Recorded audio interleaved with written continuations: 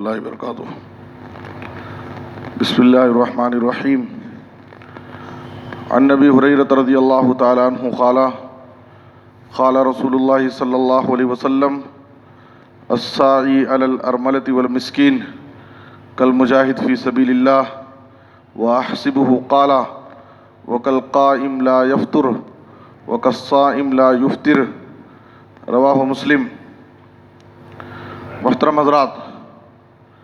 اسلام دین خدمت ہے جو اپنے ماننے والوں کو بلا تفریق انسانیت کی خدمت کی تعلیم دیتا ہے۔ سماج اور معاشرے کے غریبوں، یتیموں، بیواؤں، کمزوروں، مسکینوں کی خدمت کی جائے انسانیت کی بنیاد پر، اور اس خدمت کو اجر و ثواب میں بڑے بڑے اعمال اور بڑی بڑی عبادتوں کے برابر قرار دیتا ہے۔ صحیح مسلم کی جو حدیث میں نے آپ کے سامنے پیش کی ہے، اس حدیث میں آپ صلی اللہ علیہ وسلم نے کہا، بیواؤں اور مسکینوں کی خبرگیری کرنے کے لیے، ان کی ضرورتوں کو پورا کرنے کے لیے اگر کوئی کوشش کرتا ہے، دوڑ بھاگ کرتا ہے، تو ایسا شخص اجر و ثواب میں کالمجاہد فی سبیل اللہ، اللہ کے راہ میں جہاد کرنے والے کے برابر ہے۔ وکالقائم لا یفطر، اور اس تہجد گزار کے برابر ہے جو پابندی کے ساتھ تہجد کی نماز پڑھتا ہے۔ وکالصائم لا یفطر، اور اس روزے دار کے برابر ہے جو پابندی سے نفل روزے رکھتا ہے۔ تو آپ غور کیجئے کہ سماج اور معاشرے کے غریبوں اور کمزوروں کی خدمت کرنا اللہ رب العالمین کے پاس کتنا محبوب اور پسندیدہ عمل ہے، کہ اللہ تعالیٰ نے اس کے اجر و ثواب کو کتنا بڑا قرار دیا ہے۔ سلسلہ صحیحہ کی ایک حدیث میں ہے، آپ صلی اللہ علیہ وسلم نے کہا، لَأَنْ أَمْشِي مَعَ أَخٍ لِّي فِي حَاجَةٍ أَحَبُّ إِلَيَّ مِنْ أَنْ أَعْتَكِفَ فِي هَذَا الْمَسْجِدِ، یعنی مسجد المدینہ شہراً۔ آپ صلی اللہ علیہ وسلم نے کہا کہ میں اپنے کسی بھائی کی ضرورت پوری کرنے کے لیے اس کے ساتھ چلوں، اس کی خبرگیری کروں، یہ میرے نزدیک اس مسجد میں، آپ صلی اللہ علیہ وسلم نے مسجد نبوی کی طرف اشارہ کر کے کہا کہ اس مسجد میں، مسجد نبوی میں 1 مہینہ اعتکاف کرنے سے زیادہ پسندیدہ ہے، زیادہ بہتر ہے۔ اس سے نبی صلی اللہ علیہ وسلم اعتکاف کے عمل کو، اعتکاف کی عبادت کا مقام، اس کی فضیلت نہیں گھٹا رہے ہیں، بلکہ آپ صلی اللہ علیہ وسلم مخلوق کی خدمت، انسانیت کی خدمت کا اجر و ثواب بتانا چاہتے ہیں۔ اعتکاف فی نفسی ہی ایک بہت بڑا عمل ہے، بہت بڑی عبادت ہے، جس میں ایک انسان، ایک مومن بندہ اپنے آپ کو اللہ کی عبادت کے لیے، عبادتوں کے لیے مسجد کو لازم پکڑ لیتا ہے۔ اس کے شب و روز اور دن رات کا ایک ایک لمحہ اللہ کی عبادت میں گزرتا ہے۔ تو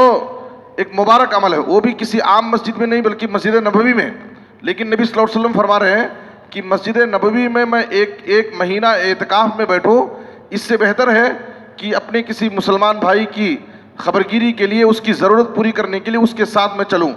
اس کی مدد کروں اور اس کا تعاون کروں۔ تو یہ اسلام میں انسانیت کی خدمت کا اجر و ثواب ہے۔ آپ صلی اللہ علیہ وسلم نے کہا، ترمذی کی حدیث ہے، ارحموا من فی الارض یرحمکم من فی السماء، اے لوگوں تم زمین والوں پر رحم کرو، آسمان والا تم پر رحم کرے گا۔ تو زمین والوں پر رحم کرو، ظاہر ہے کہ زمین پر مختلف قسم کے لوگ بستے ہیں، اس میں انسانیت کی خدمت کی تعلیم دی گئی ہے۔ ایسا نہیں کہ صرف اپنے مسلمان بھائی کی ہی خدمت کیا جائے، اپنے بھائی کی خدمت کی جائے، بلکہ نبی صلی اللہ علیہ وسلم نے کہا، ارحموا من فی الارض،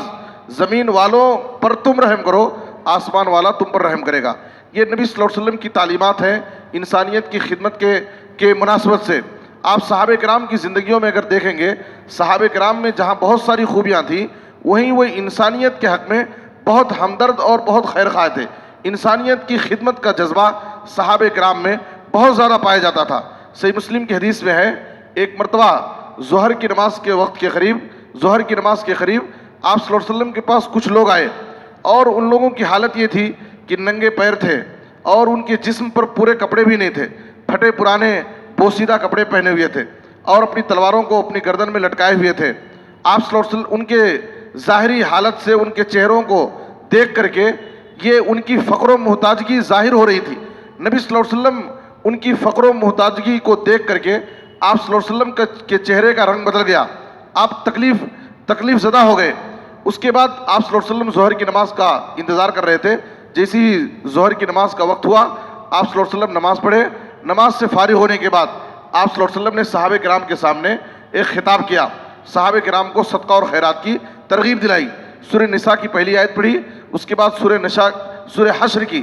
18ویں آیت نمبر 18 پڑھی, یا ایھا الذین آمنوا اتقوا اللہ ولتنظر نفس ما قدمت لغد واتقوا اللہ, یہ آیت پڑھی. اس کے بعد لوگوں کو ان غریبوں اور مسکینوں کی مدد کرنے کی تعلیم دی. صحابہ اکرام آپ صلی اللہ علیہ وسلم کا اعلان سنتے ہی فوراً اپنے گھر گئے. کوئی ایک دینار لا رہا ہے, کوئی ایک درہم لا رہا ہے, کوئی گیہوں لا رہا ہے, کوئی کھجور لا رہا ہے, کوئی کپڑے لا رہا ہے, مختلف جس کے پاس جو چیزیں ہیں سارے لوگ ان غریب لوگوں کی مدد کرنے کے لیے اپنی اپنی حیثیت کے مطابق لا کر کے جمع کر رہے ہیں. تھوڑی ہی دیر کے بعد نبی صلی اللہ علیہ وسلم دیکھتے ہیں کہ 2 تھیلے, ایک تھیلا اناج اور غلے سے بھر گیا اور ایک تھیلا کپڑوں سے بھر گیا. یہ منظر دیکھ کر کے نبی صلی اللہ علیہ وسلم جو تکلیف زدہ تھے اور پریشان حال تھے, یہ منظر دیکھنے کے بعد نبی صلی اللہ علیہ وسلم کا چہرہ خوشی سے کھل گیا. آپ صلی اللہ علیہ وسلم خوش ہو گئے. اس کے بعد آپ صلی اللہ علیہ وسلم نے کہا, من سن فی الاسلام سنتا حسنتا فلہ اجرها واجر من عمل بها بعدہ من غیر ان ینقص من اجورہم شیء. جو شخص اسلام میں کسی اچھے کام کی بنیاد ڈالتا ہے اور اس کو دیکھ کر کے بعد میں جو لوگ بھی عمل کریں گے تو عمل کرنے والوں کے برابر بھی اس کو اجر و ثواب ملے گا اور اس کے ثواب میں کوئی کمی نہیں ہوگی. اور جو شخص ومن سن فی الاسلام سنتا سیئتا کان علیہ وزرها ووزر من عمل بها من بعد من غیر ان ینقص من اوزارہم شیء. آپ صلی اللہ علیہ وسلم نے کہا, لیکن اگر کوئی شخص کسی غلط چیز کی بنیاد ڈالتا ہے, اس کو دیکھ کر کے جتنے لوگ بھی اس برائی کا ارتکاب کریں گے تو برائی کرنے والوں کے برابر اس کو بھی گناہ ملتا رہے گا اور ان کے گناہ میں کوئی کمی نہیں ہوگی. تو ایک مسلمان کو اس بات کی کوشش کرنی چاہیے کہ اپنی زندگی میں ہمیشہ کسی اچھے کام کی بنیاد ڈالیں تاکہ اس کو دیکھ کر کے جتنے لوگ بھی اس کام کو کریں گے وہ اجر و ثواب ہم کو بھی ملے گا. لیکن اگر ہم اپنی زندگی میں کسی غلط چیز کی بنیاد رکھ دیں گے, ہم کو دیکھ کر کے, ہمارے اس عمل کو دیکھ کر کے جتنے بھی لوگ اس برائی کو کریں گے ان کے برابر ہم کو بھی گناہ ملے گا. یہ صحابہ کرام کی صفت تھی سماج اور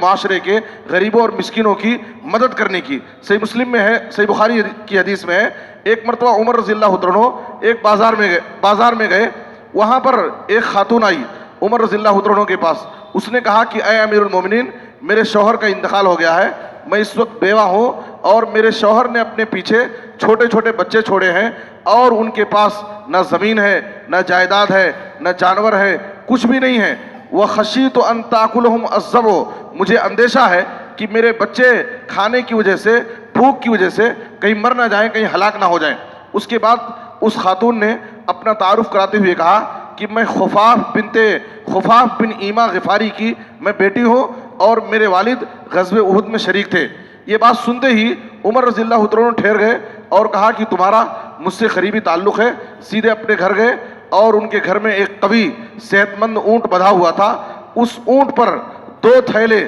اناج اور غلے رکھے اور ضرورت کی بہت ساری چیزیں, کپڑے وغیرہ اس اونٹ پر رکھے. اونٹ کو لے کر کے آئے, اس عورت کے ہاتھ میں اس کی نکیل پکڑائی اور کہا کہ یہ اونٹ لے جاؤ اپنے ساتھ اور اس پہ اناج اور غلے ہیں, ضرورت کی بہت ساری چیزیں ہیں, یہ استعمال کرو اور یہ ختم ہونے سے پہلے اللہ رب العالمین تمہارے لیے اس سے بہتر انتظام کر دے گا. آپ دیکھیے عمر رضی اللہ عنہ نے جیسے ہی سنا کہ یہ عورت بیوہ ہے اور اس کے پاس چھوٹے چھوٹے بچے ہیں اور ان کا کوئی کفیل نہیں ہے اور ان کی دیکھ بھال کرنے والا کوئی نہیں ہے اور بہت مجبور عورت ہے, فوراً انہوں نے اس عورت کی خدمت کی اور ان یتیم معصوم بچوں کی ہر ممکن مدد کرنے کی کوشش کی. عمر رضی اللہ عنہ کا حال ہی تھا جب وہ خلیفہ تھے, وقت کے امیر المومنین تھے, صرف ان کا نام سن کر کے ان کی ہیبت, ان کا روب و دبدبہ, ان کی عظمت و جلالت کا یہ حال تھا کہ صرف ان کا نام سن کر کے قیصر و کسریٰ کے ایوانوں میں لرزہ پیدا ہو جاتا تھا. لیکن خلیفہ ہیں, امیر المومنین ہیں, راتوں میں گشت کرتے تھے, لوگوں کی خبر گیری کرتے تھے, کون محتاج ہے, کون پریشان حال ہے, کس کی کون سی ضرورت ہے. بیواؤں کے لیے مشکیزوں میں گھڑوں میں پانی بھر کر کے لے جا کر کے ان کو پانی دیتے تھے, ان کی ضرورتوں کو پورا کرتے تھے. یہ عمر رضی اللہ عنہ کا حال ہے. نبی صلی اللہ علیہ وسلم نے جب حدیث پیش کی انا و کافل الیتیم فی الجنہ ہاکذا, میں اور یتیم کی کفالت کرنے والے دونوں جنت میں اس طرح سے رہیں گے. آپ صلی اللہ علیہ وسلم نے اپنی دونوں انگلیوں کو قریب کر کے دکھایا عبداللہ بن عمر رضی اللہ تعالیٰ عنہ اس فضیلت کو حاصل کرنے کے لیے ان کے بارے میں آتا ہے، صحیح الادب المفرد میں ہے، کان لا یاکل طعاما الا وعلی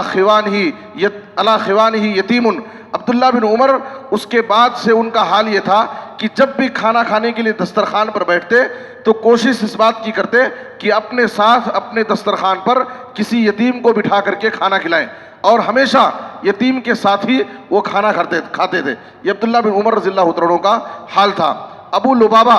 اور ایک یتیم بچے کے بارے میں مسند احمد کی حدیث ہے، ایک کھجور کے درخت کے بارے میں جھگڑا ہو گیا، نبی صلی اللہ علیہ وسلم کی خدمت میں مقدمہ آیا، آپ صلی اللہ علیہ وسلم نے ابو لبابہ کے بارے میں فیصلہ کیا، وہ یتیم بچہ رونے لگا، نبی صلی اللہ علیہ وسلم نے اس بچے کو روتا ہوا دیکھ کر کے ابو لبابہ سے کہا کہ ٹھیک ہے، یہ کھجور کا درخت تم اس یتیم بچے کو دے دو، اور آپ صلی اللہ علیہ وسلم نے کہا فَآتِهِ إِيَّاهُ وَلَكَ مِثْلَهُ فِي الْجَنَّةِ، اگر یہ کھجور کا ایک درخت تم اس یتیم بچے کو دے دو گے تو اس کے بدلے میں اسی کے برابر اللہ رب العالمین جنت میں تم کو کھجور کا درخت دے گا۔ تو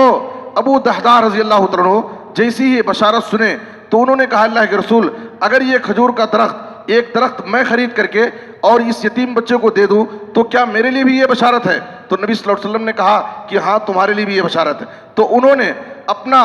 پورا کھجوروں کا باغ جس میں کئی سو درخت تھے اور مدینے کا بہت قیمتی کھجوروں کا باغ مانا جاتا تھا، انہوں نے اس ایک درخت کو خریدنے کے لیے اپنا پورا کھجوروں کا باغ اس کو دے دیا اور خرید لیا۔ نبی صلی اللہ علیہ وسلم دیکھ کر کے خوش ہوئے اور آپ صلی اللہ علیہ وسلم نے کہا کم من عزق دواح لابی الدحداح فی الجنہ، ابو دحداح کے لیے جنت میں پھلوں سے لدے ہوئے کتنے کھجوروں کے درخت لگا دیے گئے ہیں۔ وہ سیدھے اپنے کھجوروں کے باغ میں گئے، باغ سے باہر کھڑے ہو کر کے اپنی بیوی ام دحداح کو بلایا اور کہا کہ ام دحداح بچوں سمیت اس باغ سے باہر آ جاؤ، آج سے یہ باغ ہمارا نہیں ہے، میں نے ایک کھجور کے بدلے جنت میں اس باغ کا میں نے سودا کیا ہے، خرید لیا ہے۔ بیوی باہر آئی اور کہا ربح البیع، اے ابو دحداح تم نے بڑا نفع بخش سودا کیا ہے، بڑا قیمتی سودا کیا ہے، اگر اس کے بدلے میں جنت میں ہم کو کھجوروں کے درخت مل رہے ہیں تو اس سے بہتر کیا ہو سکتی ہے۔ تو آپ دیکھیے کہ صحابہ کرام میں انسانیت کا درد، انسانیت کے ساتھ ہمدردی اور خیرخواہی کا جذبہ، لوگوں کی خدمت کا جذبہ کتنا پایا جاتا تھا، وہ سماج اور معاشرے کے یتیموں، بیواؤں اور مسکینوں کا کتنا خیال کرتے تھے۔ اس لیے ہمیں چاہیے کہ انسانیت کی بنیاد پر ہم سماج اور معاشرے کے غریبوں اور کمزوروں کی مدد کریں، یہ بھی ایک بہت بڑی عبادت ہے، یہ بھی بہت بڑا اجر و ثواب کا کام ہے۔ یہی ہے عبادت، یہی دین و ایمان کہ کام آئے دنیا میں انسان کے انسان، خدا رحم کرتا نہیں اس بشر پر، نہ ہو درد کی چوٹ جس کے جگر پر، کرو مہربانی تم اہل زمیں پر، خدا مہرباں ہوگا عرش بری پر۔ اللہ سے دعا ہے کہ اللہ تعالی ہمیں انسانیت کی بنیاد پر تمام لوگوں کی، کمزوروں کی خدمت کرنے کی توفیق عطا فرمائے، صحابہ کرام کے نقش قدم پر چلنے کی توفیق دے، آمین، تقبل یا رب العالمین، وصلی اللہ علی نبینا محمد و آلہ وصحبہ اجمعین۔